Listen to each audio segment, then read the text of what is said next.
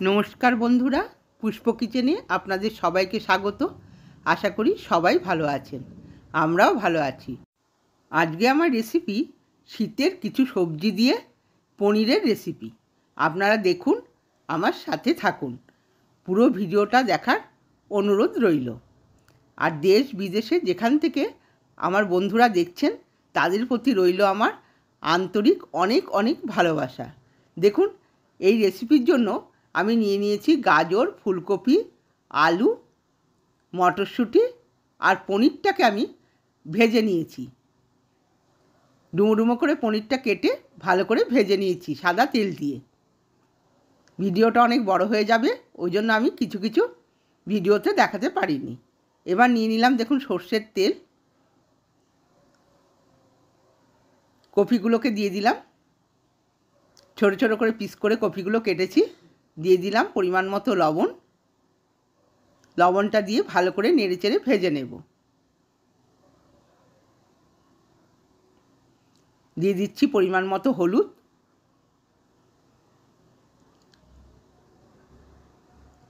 সুন্দর করে নেড়ে চেড়ে কপিটাকে লাল করে ভাজতে হবে। শীত চলে যাচ্ছে বন্ধুরা, এখন এই সবজি দিয়ে পনিরের রেসিপি দারুণ লাগবে। ভাত, রুটি, পরোটা সব কিছুর সাথে এটা খাওয়া যাবে। কপিটা দেখুন লাল করে ভাজা হয়ে গেছে, এবার আমি তুলে নেব।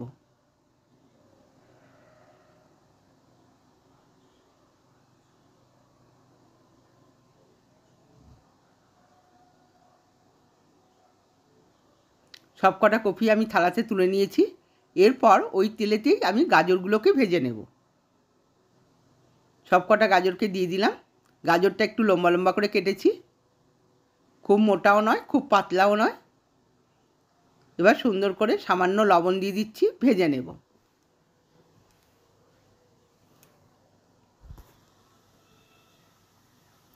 গাজরটা দেখুন ভাজা হয়ে গেছে, এবার আমি তুলে নেব।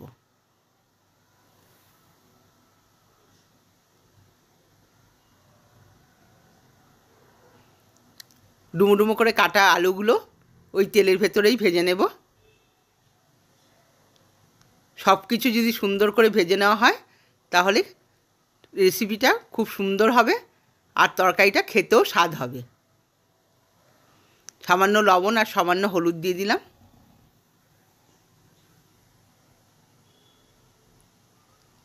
এবার লাল করে আলুগুলোকে ভাজবো। একটু ঢাকা দিয়ে ভেজে নেব, তাড়াতাড়ি হয়ে যাবে। দেখুন লাল করে আলুগুলোকে ভেজে নিয়েছি, এবার আমি তুলে নেব।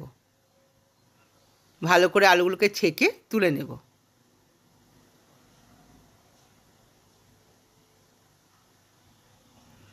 আর আগেই বলেছি বন্ধুরা, পনিরগুলোকে আমি ভেজে নিয়েছি। এবার দেখুন ওই তেলেতেই দিয়ে দিলাম দুটো শুকনো লঙ্কা, দুটো তেজপাতা আর কিছু গোটা গরম মশলা।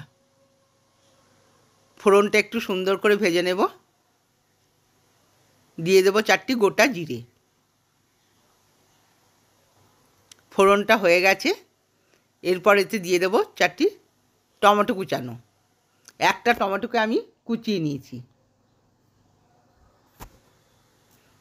দিয়ে দিচ্ছি আদার পেস্ট 1 চামচ পরিমাণ।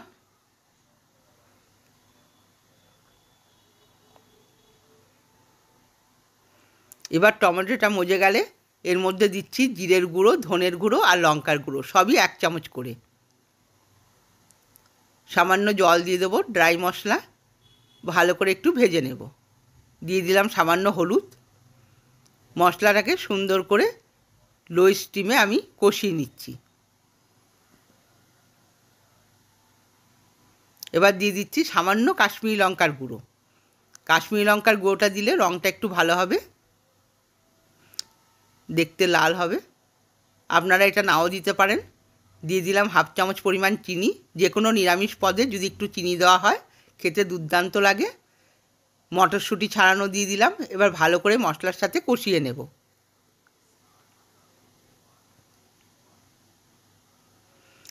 এবার দিয়ে দেব ভাজা আলুগুলো। গাজর ভাজাটাও দিয়ে দিয়েছি।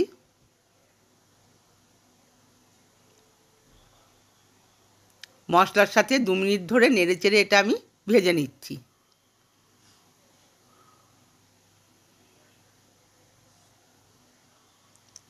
সামান্য পরিমাণ লবণও দিয়ে দিলাম, যেহেতু ভাজাতে আমি লবণ দিয়েছি লবণটা একটু কম দিলাম।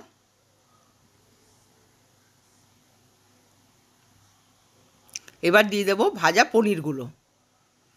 পনিরটা ভেজে বন্ধুরা আমি জলের মধ্যে হালকা গরম জলে রেখে দিয়েছিলাম সফট হওয়ার জন্য। সব কটা পনিরকে দিয়ে দিলাম। 2 মিনিট নেড়ে চেড়ে ভালো করে কষিয়ে নেব।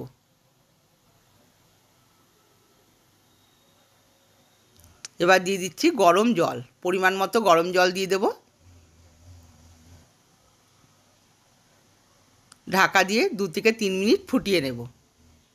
ঢাকাটা খুলে দেখুন সমস্ত আলু গাজর সব আমার সেদ্ধ হয়ে গেছে।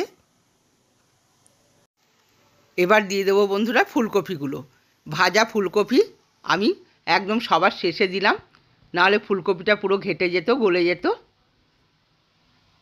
ওপর দিয়ে ফুলকপিগুলো দিয়ে ঝোলের মধ্যে ডুবিয়ে দিচ্ছি, দিয়ে 2 মিনিট ধরে ফুটিয়ে নেব।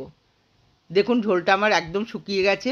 এতে দিয়ে দিলাম 1/2 চামচ পরিমাণ গরম মশলা আর 2 চামচ ঘি। ভালো করে সবজিটার মধ্যে মিশিয়ে দেব। নিরামিষ পদে বন্ধুরা একটু ঘি গরম মশলা দিলে খেতে এর টেস্টটা দ্বিগুণ বেড়ে যায়। ভালো করে নেড়ে চেড়ে দিলাম, দিয়ে এবার ঢাকা দিয়ে দিলাম, গ্যাসটা অফ করে দিয়েছি। দেখুন হয়ে গেল আমার পনিরের রেসিপি। শীতের সবজি দিয়ে পনির বন্ধুরা আপনারাও বাড়িতে ট্রাই করবেন। আমার রেসিপিগুলো যদি ভালো লেগে থাকে সাবস্ক্রাইব করবেন, লাইক করবেন আর কমেন্টস করে আমার পাশে থাকবেন। ধন্যবাদ।